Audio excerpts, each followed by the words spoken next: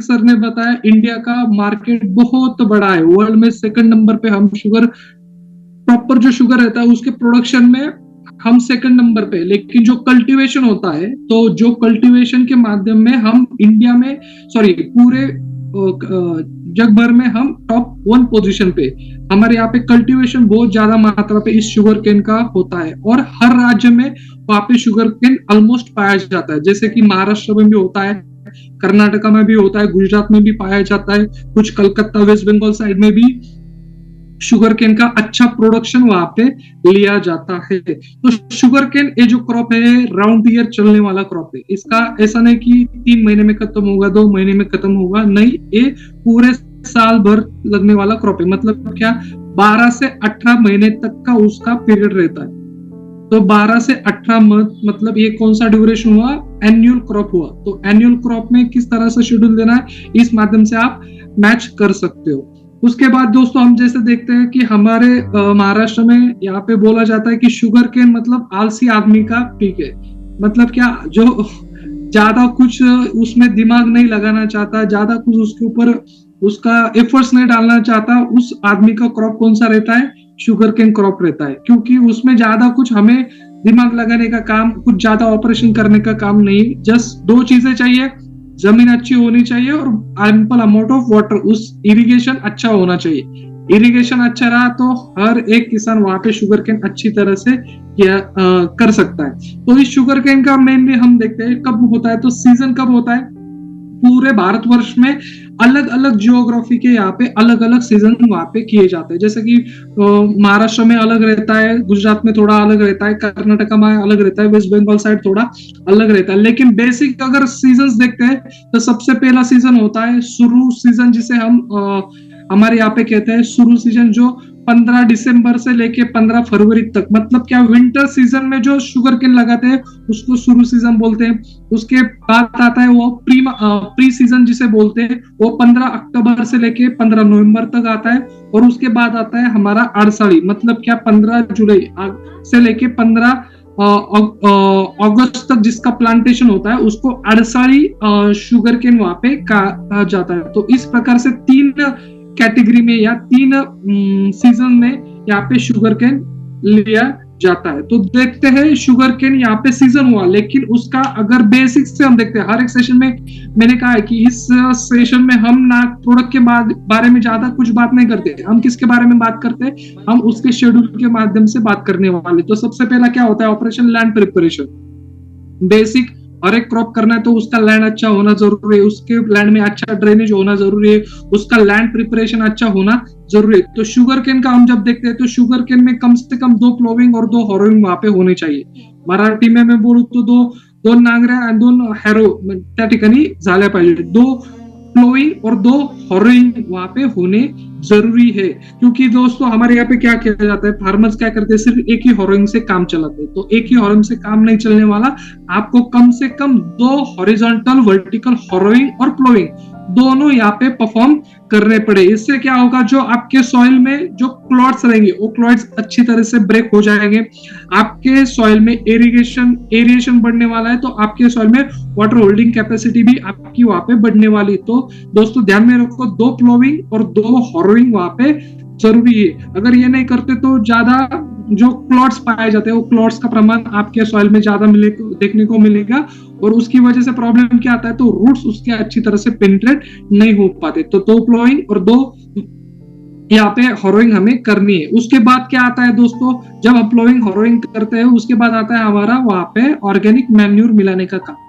कुछ फार्मर करते हैं, कुछ फार्मर नहीं करते, लेकिन हर एक एग्रीकल्चर यूनिवर्सिटी का देखो या आपके लोकल गवर्नमेंट का रिकमेंडेशन जब आप देखते हो किताबें या एक्सटेंशन ऑफिसर के माध्यम से, तो शुगर केन में जब आप लैंड प्रिपेयर करते हो तो वहां पे ऑर्गेनिक खाद डालना मैंडेटरी है दोस्तों, वहां पे मैंडेटरी है। ऑर्गेनिक खाद इज कंपलसरी, ऐसा नहीं कि केमिकल के माध्यम से मैं उगाऊंगा, तो ऑर्गेनिक खाद वहां पे डालना पड़ेगा। तो कुछ जगह अलग अलग खाद वहां पे इस्तेमाल किया जाता है। तो लेकिन सबसे नॉर्मल खाद कौन सा है जो फार्मर को इजीली अवेलेबल होता है, वो काउडंग, जिसे हम फार्म यार्ड मैन्यूर बोलते हैं। तो काउडंग या शेन खत यहाँ पे बोलो या गोबर खाद आप यहाँ पे बोल सकते हो, तो गोबर खाद का इस्तेमाल यहाँ पे आपको करना चाहिए। तो गोबर खाद का कितना इस्तेमाल करना चाहिए, तो आपके यहाँ पे अगर शुरू कर रहे हो, मतलब दिसंबर का प्लांटेशन है, विंटर का प्लांटेशन है, तो आप 8 टन पर एकड़ यहाँ पे FOM का इस्तेमाल कर सकते हो। अगर आप प्री सीजन ले रहे हो, मतलब क्या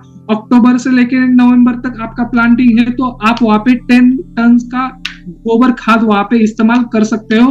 और आपका अड़साड़ी है, मतलब क्या अगले महीने जो प्लांटेशन होगा, तो अगले महीने वाले प्लांटेशन के लिए आप 12 टन का यहाँ पे गोबर खाद या FOM फार्म यार्ड मैन्यूर वहां पे इस्तेमाल कर सकते हैं। तो इस हिसाब से हमें यहाँ पे इस्तेमाल करना है। ये कब डालना है, तो आपका जब प्लोविंग हरोइंग चलता है, तो उसके बीच में आपको इसको इनकॉर्पोरेट करना है।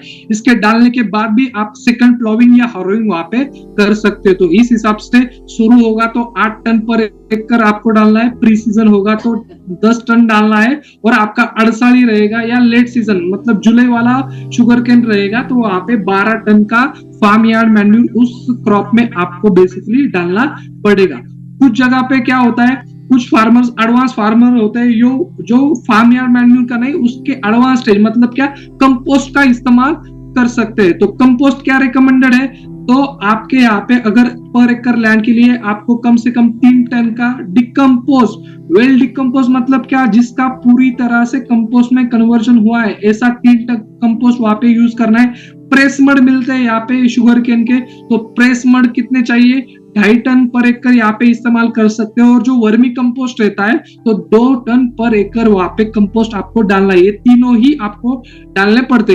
अगर आपने फार्म या गोबर खाद नहीं डाला, तो आप इस कंपोस्ट का इस्तेमाल यहाँ पे कर सकते हो। आप इधर आप गोबर खाद डालो या ये पूरा रेडी कंपोस्ट डालो, दोनों गोबर खाद और कंपोस्ट डाल सकते हो, लेकिन उसकी मात्रा आपको यहाँ पे गढ़ानी होगी। तो अगर आप कंपोस्ट डाल रहे हो तो 3 टन आपको कंपोस्ट चाहिए, जो कि आपके काऊ डंग, क्रॉप लिटर, पत्ते, ये सबसे माध्यम से जो आपने कंपोस्ट बनाया है वो 3 टन का होना चाहिए। प्रेस मड आपके 2.5 टन होने चाहिए। और जो आपका वर्मी कंपोस्ट है, गांडूल खत जिसे बोलते हैं, वो आपका केचुए का जो खत बोलते हैं, वहां पे 2 टन पर एकड़ वहां पे होना चाहिए।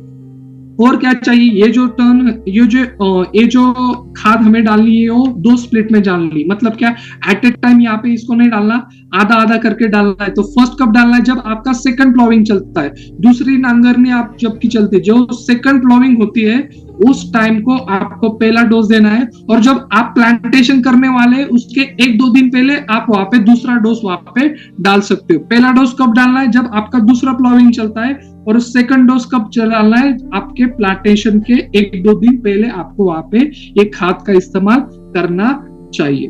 ओके, तो जैसे कि आप सबको मालूम है, कंपोस्टिंग एक प्रोसेस वाला चीज है, हर एक फार्मर कर नहीं पाता, लेकिन जो फार्मर कर सकते हैं उनके लिए हमारे पास एक बहुत ही बढ़िया प्रोडक्ट है, जो कंपोस्ट बनाने के लिए मार्केट में सबसे आइडियल प्रोडक्ट है।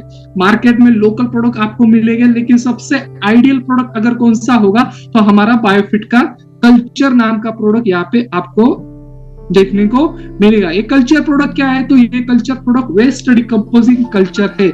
आपके फील्ड में जितना भी बचा कुचा लीव्स रहते हैं, ब्रांचेस रहते हैं, आपके हार्वेस्टिंग के बाद, क्रॉप हार्वेस्टिंग के बाद जितना भी कचरा आपके फील्ड में जमा होता है, उस कचरे के माध्यम से हो, आपके गोबर के माध्यम से हो, या हमारे जो एनिमल्स रहते हैं उनके लिए हम जो फीडिंग डालते हैं, तो फीड का भी जो कुछ बचा कुचा रहता है, मतलब हमारे गोटे का या हमारा एनिमल हाउस का जो कुछ बचा कुचा रहता है, उस सब का हम क्या बना सकते हैं, यहाँ पे कंपोस्ट बना सकते हैं। तो कंपोस्ट बनाने के लिए नेटसप ने आपको एक बहुत ही बढ़िया प्रोडक्ट यहाँ पे दिया हुआ है। एक प्रोडक्ट क्या है, तो 100 मिलियन से भी ज्यादा लिविंग ऑर्गेनिज्म इस प्रोडक्ट में हमने डाले हुए हैं। 100 मिलियन से भी ज्यादा यहाँ पे इसका कॉन्सेंट्रेशन 1 लीटर में है। बहुत ही कॉन्सेंट्रेटेड प्रोडक्ट है। नॉर्मली गोबर का कंपोस्ट बनाने के लिए कुछ अलग अलग प्रोडक्ट इस्तेमाल किए जाते हैं, यूरिन भी यूज करते, जीवामृत भी यूज करते हैं। तो उस सब के माध्यम से जो आपका खर्चा बढ़ने वाला है, उसका खर्चा बचाने का काम इस प्रोडक्ट ने किया है। कम खर्चे में आपका जो कुछ कंपोस्ट है वो वहां पे रेडी होने वाला है। इसमें 8 तरह के पावरफुल एक्टिव एंजाइम्स है जो एक्चुअल डिकम्पोजिशन का काम करते हैं। मतलब क्या, डिकम्पोजिशन करने वाले बैक्टीरिया और एंजाइम्स रहते हैं, तो वो बैक्टीरिया एंजाइम्स को एक्सट्रैक्ट करके हमने इस बोतल में यहाँ पे डाला हुआ है। और क्या है इसमें, नॉर्मली जब आप गोबर खाद लेते हो तो गोबर खाद का जब आप वहां पे कार्बन नाइट्रोजन रेशो देखो या एनपीके की वैल्यू देखो, वो बहुत कम होती है। नॉर्मली जब आप वो टेक्निकली काउंट करते हो तो 0.4 में वो वैल्यू आती है। मतलब क्या, जब गोबर खाद लेते हो तो 0.5% एन, 0.2% पी, 0.1% के, तो इस तरह से उसका न्यूट्रिएंट वैल्यू होता है। आप वर्मी कंपोस्ट भी लेते हो तो वर्मी कंपोस्ट का जो आप न्यूट्रिशन वैल्यू देखोगे 2% एन रहता है, आधा % उसमें पी रहता है, आधा % उसमें के रहता है। तो ये जब प्रोडक्ट आप इस्तेमाल करोगे तो आपकी खाद की क्वालिटी को भी बढ़ाने का काम। क्वालिटी मतलब क्या, आप जो खाद इस्तेमाल कर रहे हो, आप जो ऑर्गेनिक वाला खाद इस्तेमाल कर रहे हो, उस ऑर्गेनिक खाद का न्यूट्रिशनल वैल्यू बढ़ाने का काम भी ये प्रोडक्ट वहां पे करने वाला है। तो जब हमने रिजल्ट्स लिए इस प्रोडक्ट के माध्यम से, तो हमने देखा जब इस प्रोडक्ट का हम इस्तेमाल करते हैं कंपोस्ट बनाने के लिए, तो उस कंपोस्ट का 25% ऑर्गेनिक कार्बन का वैल्यू वहां पे आता है। नॉर्मली गोबर का वैल्यू बहुत कम रहता है, लेकिन आप जब इस प्रोडक्ट का इस्तेमाल करोगे तो आपके खाद का वैल्यू कितना बढ़ने वाला है, 25% ऑर्गेनिक कार्बन वहां पे रहने वाला है, 4% का नाइट्रोजन वहां पे मिलता है, 1% का पोटेशियम, 1% का फास्फोरस वहां पे इस प्रोडक्ट के माध्यम से मिलता है। जहां आपकी वैल्यू 0.5 में थी, 0.2, 0.3, 0.5 में थी, तो वो बढ़कर कितने % में आने वाली है, 1% में वहां पे आने वाले। तो ऑलमोस्ट डबल ट्रिपल बेनिफिट इसके माध्यम से आपको यहाँ पे देखने को मिलेगा। ओके, कुछ लोग बोल रहे हैं जिंजर का सेशन ले लो। तो दोस्तों चैट में हम बाद में जब सेशन वाइंड अप करेंगे तो आप वहां पे चैट बॉक्स में डाल सकते हो, ठीक है। अभी सेशन के बीच में कुछ मत डालना, ठीक है। इसके बाद हम देखते हैं तो इस प्रोडक्ट का क्या है, तो it can decompose amount 1 litre हम इसका इस्तेमाल जब करते हैं तो हम 1 टन की खाद को या 1 टन एग्रीकल्चर वेस्ट को वहां पे डिकम्पोज कर सकते हैं। अगर मैं गोबर लेता हूँ, नॉर्मल गोबर, उसको मुझे डिकम्पोज करना है, तो नॉर्मल गोबर को डिकम्पोज करने के लिए 1 टन गोबर के लिए मुझे सिर्फ 1 लीटर बायोफिट कल्चर का इस्तेमाल वहां पे करना पड़ेगा। और जो विदाउट नेचुरल प्रोसेस से जो आप कन्वर्जन करते हो, ये भी पॉइंट हाईलाइट करो या नोट कर लो, जब आप नेचुरल प्रोसेस से गोबर का डिकम्पोजिशन करते हो तो ऑलमोस्ट 200 से 300 केजी निकलता है। 1 टन का कितना निकलता है, 200 से 300 केजी। लेकिन जब आप कल्चर का इस्तेमाल करते हो तो आपको 400 से 500 केजी तक का कंपोस्ट वहां पे आपको देखने को मिलेगा। तो कंपोस्ट की वैल्यू भी बढ़ने वाली है, कंपोस्ट का वॉल्यूम भी यहाँ पे बढ़ने वाला है। न्यूट्रिशनल वैल्यू और कंपोस्ट का जो वॉल्यूम रहने वाला है, तो वॉल्यूम भी वहां पे बढ़ने वाला है। और क्या यूएसपी है इस प्रोडक्ट के, ये कम से कम आपको 40 से 60 दिन में आपको रेडी कंपोस्ट बना के देगा। सबसे इंपॉर्टेंट पॉइंट इस प्रोडक्ट का क्या है, नॉर्मली जो कंपोस्ट की प्रोसेस है वो 4-6 महीने की रहती है दोस्तों।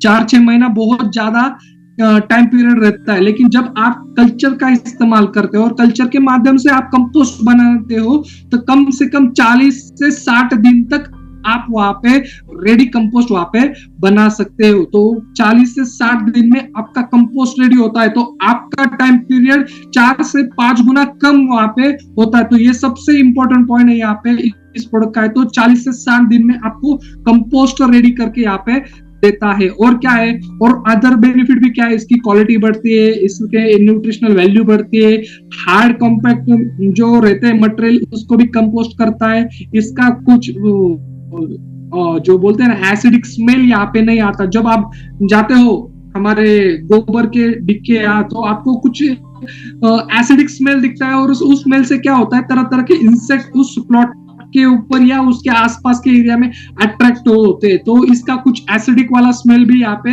नहीं आता, जो कि इंसेक्ट पेस्ट को भी अट्रैक्ट नहीं करता। पूरी तरह से ऑर्गेनिक है, सेफ है और कम खर्चे वाला ये प्रोडक्ट है। तो कंपोस्ट का बेसिक हम प्रोसेस देखेंगे, क्योंकि लास्ट वाले सेशन में भी कुछ लोगों ने पूछा था कि इस प्रोडक्ट का हमें इस्तेमाल कैसा करना है। तो विद इन 5 मिनट्स हम इसका ये जो प्रोसेस है तो वो प्रोसेस यहाँ पे देखने वाले। तो दोस्तों सबसे पहला क्या होता है, आप जब गोबर यहाँ पे एक कंपोस्ट की प्रोसेस है, तो प्रोसेस क्या है, आइडियल प्रोसेस क्या है, यहाँ पे डिग किया जाता है, मतलब क्या है, एक गड्ढा खोदा जाता है, एक गड्ढा खोदा जाता है उसके अकॉर्डिंग, साइज के अकॉर्डिंग, जितना फार्मर के पास साइज है, तो आइडियल देखा जाए 4x2 का खड्डा होता है, कुछ जगह पे 6x4 का खड्डा होता है। तो अकॉर्डिंग टू वो खड्डा खोदा जाता है। उस खड्डे में क्या करते हैं, तो सबसे पहले गोबर डालते हैं, उसके ऊपर पत्ते डालते हैं, उसके बाद जो कुछ यूरिन रहता है हमारे गाय का, वो यूरिन वहां पे डालते हैं। उसके बाद जो हल्की वाली सॉइल होती है, वो हल्की वाली सॉइल वहां पे डाली जाती है, फिर एक लेयर पत्ते का डाला जाता है, फिर एक लेयर गोबर का डाला जाता है, और जो पिट बना के उसको ढक दिया जाता है। तो ये आइडियल प्रोसेस है। हर एक फार्मर इसको अडॉप्ट करेगा ऐसा नहीं, लेकिन ये आइडियल प्रोसेस है जो एग्रीकल्चर डिपार्टमेंट से या एग्रीकल्चर यूनिवर्सिटी से रिकमेंड की जाती है। लेकिन हमारे पास फार्मर इतना टाइम इस्तेमाल नहीं करते। वो क्या करते हैं, सिर्फ गोबर उठाते, वहां पे डालते जाते, उठाते डालते जाते, उठाते डालते जाते, और जब बहुत बड़ा वहां पे डिग दिखेगा, उस डिग को उठाते, ट्रॉली में भरते और खेत में डालते। इससे क्या होता है दोस्तों, इससे वो डिकम्पोजिशन है, वो डिकम्पोजिशन अच्छी तरह से नहीं हो पाता। वो जो डिकम्पोजिशन नॉर्मली आप करते हो, वो फुल्ली कंपोज नहीं होता, वो सिर्फ गोबर रहता है।